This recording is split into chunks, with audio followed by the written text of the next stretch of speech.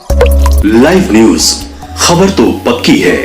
नमस्कार दोस्तों, मैं दिलीप कुमार। दोस्तों, बीपीएससी टीआरई 2.0 का सप्लीमेंट्री रिजल्ट जारी नहीं किया गया, जबकि 17 से 20 हज़ार वैसी सीटें खाली रह गई जो मल्टीपल रिजल्ट की वजह से खाली हुई।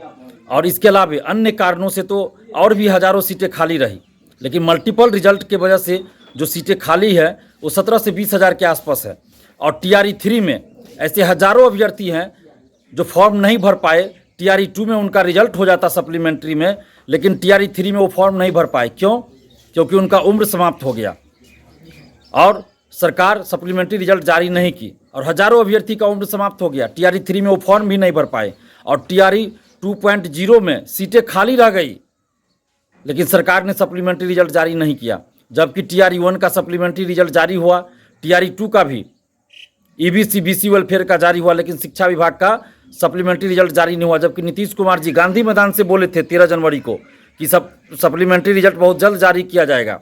इसके बावजूद भी सप्लीमेंट्री रिजल्ट जारी नहीं हुआ और सरकार को ये लगता है कि उनकी चालाकी को अभ्यर्थी नहीं समझ रहे हैं। जो सप्लीमेंट्री रिजल्ट देना था उसी सीट को टीआरई 3 में जोड़कर टीआरई 3 निकाल दिया गया, जबकि टीआरई 3 आना था जुलाई अगस्त में और चुनाव को देखते हुए टीआरई 3 फरवरी में ही निकाल दिया गया। आप निकालिए, टीआरई 3 निकालिए, टीआरई 4 भी अभी निकाल दीजिए, हम लोग विरोध नहीं करेंगे, स्वागत करेंगे। लेकिन जो वैकेंसी आप निकालते हैं उसमें सभी सीटों को आप भरिए तो सही। अगर अभ्यर्थियों के पास योग्यता है, विज्ञापन की शर्तों के अनुसार वो योग्यता को रखते हैं, तो सभी सीटों को आपको भरना चाहिए।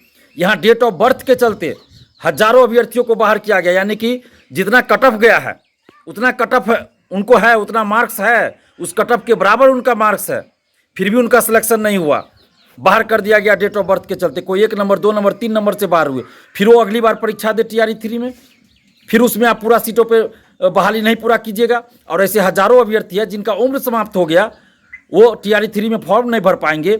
और दूसरी तरफ आप 3 चांस की बात करते हैं और जितने सीटों पे वैकेंसी निकालते हैं उतने सीटों को भरते नहीं है, तो फिर ये 3 चांस की बात क्यों करते हैं? और इतनी जल्दी जल्दी आप टीआरई 1 टीआरई 2 टीआरई 3 कर दिए, तो 3 चांस की बाध्यता क्यों? ये 3 चांस की बाध्यता को हटाइए और टीचर बहाली में आप 3 चांस की बाध्यता को हटाकर जब तक अधिकतम उम्र सीमा है तब तक अभ्यर्थी फॉर्म भर सके वैसी व्यवस्था कीजिए, जैसे अन्य बहालियों में है। दरोगा सिपाही, बीपीएससी, बीएसएससी, बीपीएससी सिविल सेवा एवं अन्य बहालियों में जो व्यवस्था है कि अधिकतम उम्र सीमा तक अभ्यर्थी फॉर्म भर सकते हैं, वैसे ही शिक्षक भर्ती में कीजिए।